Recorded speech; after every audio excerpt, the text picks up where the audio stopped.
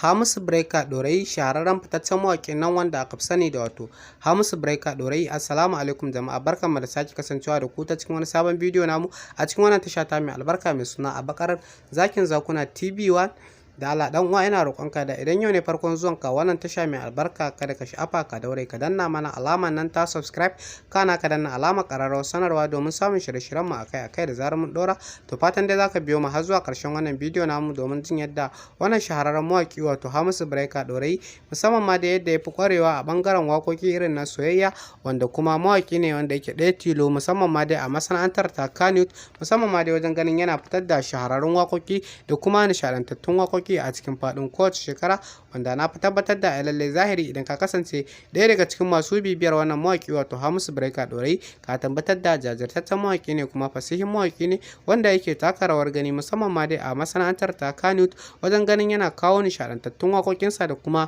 shahararrun waƙoƙinsa akai-akai a cikin faɗin kowace shekara.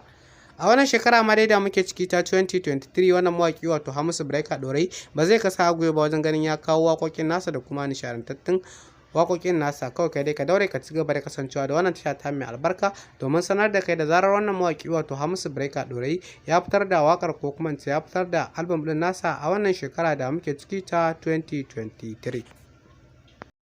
Hamisu Breaker Ɗorayi shahararren fitaccen mawaƙin nan wanda aka fi sani da wato Hamisu Breaker Ɗorayi. Assalamu alaikum jama'a, barkanmu da sake kasancewa da ku ta cikin wani sabon bidiyo namu a cikin wannan tasha ta mai albarka mai suna a bakar zakin zakuna TV1. Da Allah dan uwa ina roƙonka da idan yau ne farkon zuwanka wannan tasha mai albarka kada ka sha'afa ka daure ka danna mana alamar nan ta subscribe kana ka danna alamar ƙararrawar sanarwa domin samun shirye-shiryen mu akai-akai da zarar mun ɗora. To fatan dai zaka biyo mu har zuwa ƙarshen wannan bidiyo namu domin jin yadda wannan shahararren mawaƙi wato Hamisu Breaker Ɗorayi musamman ma da yadda ya fi ƙwarewa a ɓangaren waƙoƙi irin na soyayya, wanda kuma mawaƙi ne wanda yake ɗaya tilo musamman ma dai a masana'antar ta Kannywood, musamman ma dai wajen ganin yana fitar da shahararrun waƙoƙi da kuma nishaɗantattun waƙoƙi a cikin faɗin kowace shekara, wanda na fi tabbatar da lallai zahiri idan ka kasance ɗaya daga cikin masu bibiyar wannan mawaƙi wato Hamisu Breaker Ɗorayi ka tabbatar da jajirtaccen mawaƙi ne kuma fasihin mawaƙi ne wanda yake taka rawar gani musamman ma dai a masana'antar ta Kannywood wajen ganin yana kawo nishaɗantattun waƙoƙinsa da kuma